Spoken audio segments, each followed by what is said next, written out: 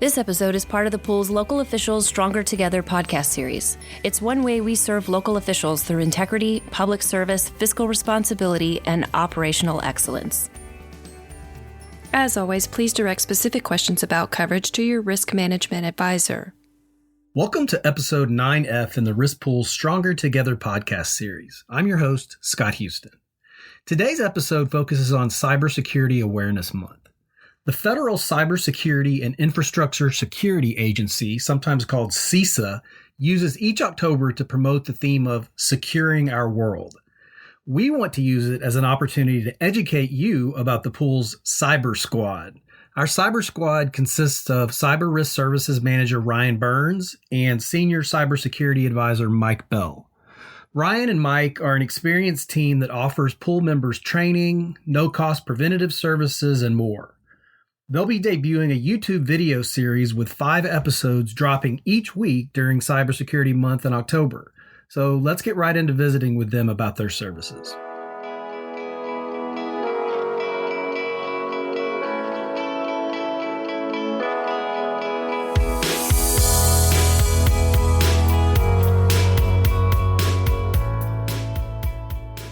Welcome back, everyone. We're here with the TML Risk Pool Cyber Squad, Ryan Burns and Mike Bell. Welcome, guys.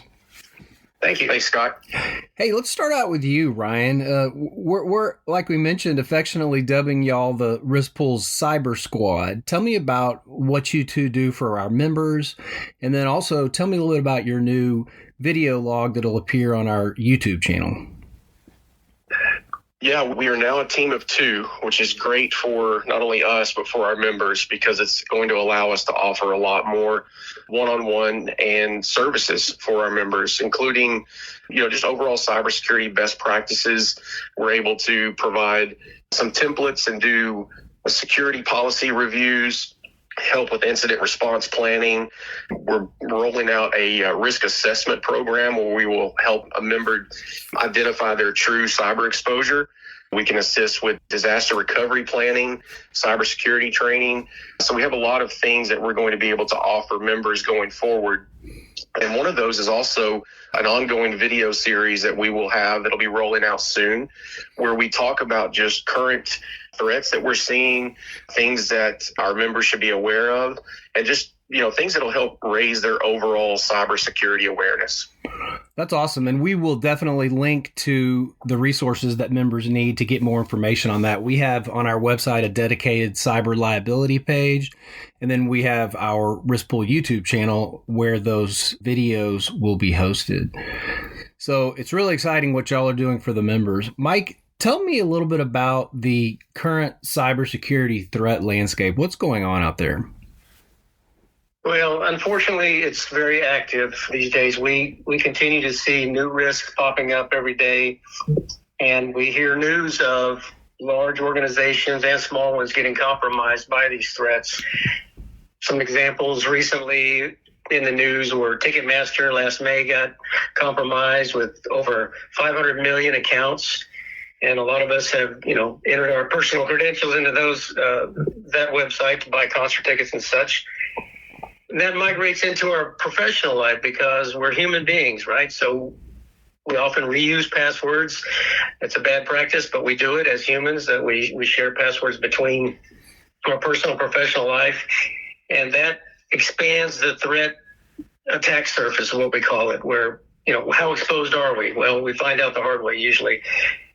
Mainly what we're dealing with for our members are ways to avoid ransomware infection.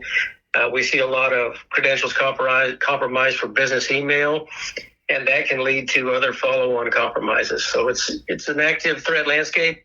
There's a lot of risk out there.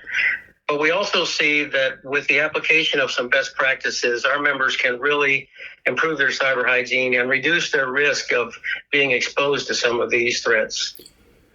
Yeah, I interviewed a professor in a previous podcast episode about the cyber threats that are going on. And, one of the things he said was, with enough money and enough resources, almost any system could be hacked. And I think we know that that's true, but the bottom line is what we're seeing still are people not doing the basic things that they can do to protect themselves. So they end up kind of being low-hanging fruit. And I think ransomware and phishing attacks are probably right at the top of that list. Ryan, tell me a little bit about how members can avoid those attacks. I know you'll talk about that in much more detail in the upcoming videos, but give us a little snippet of that.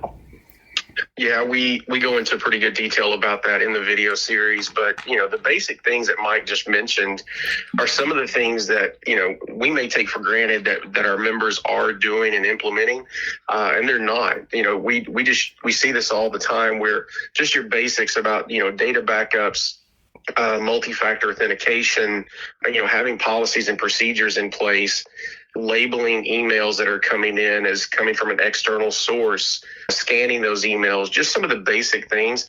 And really user awareness training is a big one as well. Unfortunately, our users and our folks that are touching the keyboards every day can be one of the weakest parts of our cybersecurity program. So we need to make sure that they are aware that these threat actors are really trying to attack us through our inbox. So make sure that you're applying a level of scrutiny to every single email that you get, taking some time looking at it, making sure that it's legitimate before you click on any link or open any attachment, especially if you click on something and it takes you to a page where it asks you to enter your user credentials, meaning your username and password. That's a big red flag. So you need to make sure that you're just applying scrutiny to all of those. Just by doing some of those basic things, you can eliminate a large percentage of the attacks that we are seeing. There is no silver bullet, meaning this is not 100% fail-proof, but that can help you with a lot of the things that we're seeing and keeping you from being one of those low-hanging fruit like Mike was just mentioning. I don't think I can let you out of here, Ryan, without asking you to say your favorite acronym, right? You're talking about UBA? Oh, there's more than one, huh? I was talking about picnic. Oh, picnic. See, I've got many, but yes, picnic is it's up there. It's my top 3. Picnic stands for problem in chair, not in computer, right? We tend to focus on, our technology so much to try to avoid and prevent some sort of cyber attack. And we take for granted that sometimes, like I said, our weakest link is the problem in the chair. Well, it's the person touching the keyboard. Well, you mentioned UBA. You got to say what that is now too. So UBA, that one's near and dear to me also. That's out of band authentication. We see these requests to transfer funds come through so often to our members where it appears to come from a legitimate vendor, and they're asking to change a bank account number and a routing number for a payment process. And this is just normal business process, right? We all get these. But before you make that change, you have to take that second step. And we call it UBA internally. And that just means out of band authentication, where you are picking up the phone, calling, speaking to a confirmed person at the vendor that is legitimate, to make sure that request that they sent in is authentic, because a lot of times that request is not.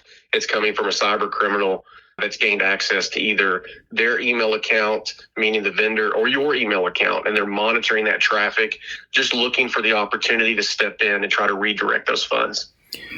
I want to talk about multi-factor authentication next, and it's interesting because there's a personal site that I use in my personal life that's a retail sales site, and every time I log in, it says, "Do you want to activate multi-factor authentication?" It says you should do this, but I've been doing it for a year, and I just never have gotten around to it. Mike, tell me about why I should be doing that, and why certainly in our work lives we should be doing it. Yeah, well, I'll tell you, Scott, confession is good for the soul, so thank you for revealing that. But again, that goes back to the human element that we started talking about. Back to Ryan's point, a recent Verizon report this year said that 68% of all breaches involve a human element. So we really do need to make sure we're communicating amongst ourselves and with our members about these best practices. And one you just mentioned is multi-factor authentication. Several years ago, that looked like an option, looked like advanced authentication. In fact, many standards referenced it as advanced authentication, but now it's becoming the default setting. You really should have multi-factor authentication enabled on your systems, especially in your professional work, because most of the compromises that we see out there were for systems that did not have that feature. We've got a whole segment on MFAs. I won't go into it. It's just another acronym right now if you don't know what it means, but it's that step beyond username and password. And just like you, logging in, you're busy trying to shop or look for something to buy, and you're in a hurry, or you're eager to get to your destination on that website. So you quickly say, no, not right now, not right now. And you keep deferring, turning that option on. Well, it's not an option anymore. And we're beginning to see that it won't keep you from being compromised. It's not a silver bullet, like Ryan mentioned earlier, that would keep you from being compromised. But Microsoft put out a stat that Ryan and I really love, and it says that MFA blocks more than 99.9% of identity attacks. I don't know of any other cybersecurity statistic that I've come across in my career that is that high of a percentage of confidence. So I'd say MFA is a very important part of everyone's cybersecurity roadmap. If you don't have it now, you should be looking to get it as soon as possible. So 99.9%, and it takes you essentially 0.0 effort to make it happen. So that's something folks should be doing. Well, Ryan, let's wrap up this episode with a reminder about how important data backups are, and not just backing up data, but doing it right, because we've seen members who have been hacked and the hackers got up into their backups because they weren't properly going through that process. So tell me a little bit about that as we finish up. Yeah, I mean, the cyber criminals are adapting and evolving to what we're doing internally, right? So we build a defensive mechanism, and they try to do everything they can to combat it. And one of the things that we've done is we've been more diligent about the way we back up our data. Cyber criminals attack us and encrypt our data, and then entities weren't paying the ransom. They were just recovering from their backups because they had good, viable backups in place. The cyber criminals have adapted. Now they're looking to try to encrypt the backup also. So it's important that you know what good practices are related to data backup, so that you're taking that option for them off the table. Air gapped offline means they're not actively connected to your production data set. So once they're backed up, they're separated from the network so that the threat actor can't gain access to them. But now the cyber criminals have adapted even to that. They're stealing the data off the system. In other words, if an entity says, well, we're not going to pay the ransom, we're just going to recover from the data, from our data backup, and the cyber criminal wasn't able to access the backup, they're stealing the data off your system and holding it for a double ransom. So they continue to evolve in their threat methods, but that doesn't mean we shouldn't still continue to be very diligent in our data backup solution. And this goes a step further, not even just a cyber event. This also can help you recover from a natural disaster, a hurricane or a tornado or a fire in the server room, or even just a drive or device failure. If you have an issue with a server, it goes down, you've got backups that you can recover from, then you can be back up and operational pretty quickly. But I think it's important that not only do you have a diligent backup strategy, but that you make sure you're testing them. Make sure that the data is being backed up like you think it is. But one step further than that, go through a recovery process to try to recover from your data backup to make sure you're able to do that. And that's all part of your data backup strategy. And that's things that Mike and I, as part of our new initiatives, can help members make sure they're doing this in the best practice method. Outstanding. Well, like we said, this is a super short summary of what you're going to hear over the course of October, which is Cybersecurity Month. And I want to thank Ryan and Mike, our Cyber Squad, for being here. So thanks, guys. We'll go on to our action items next. Thanks, Scott. Thanks, Scott.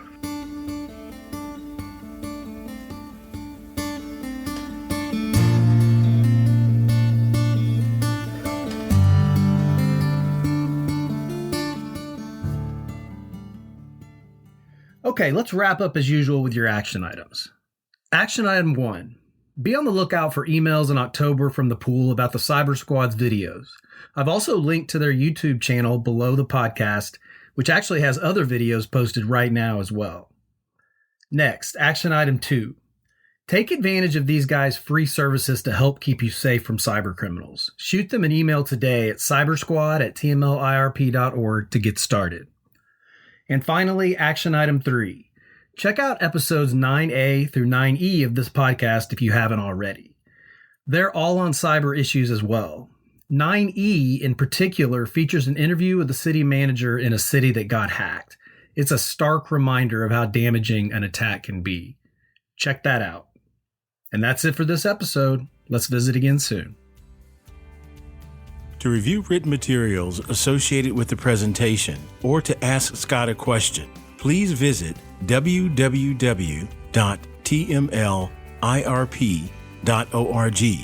and click on the Stronger Together podcast link. Please remember that the information in this episode is provided for informational purposes only and doesn't constitute legal advice. We recommend that you review the podcast and the accompanying written materials with your attorney prior to taking action.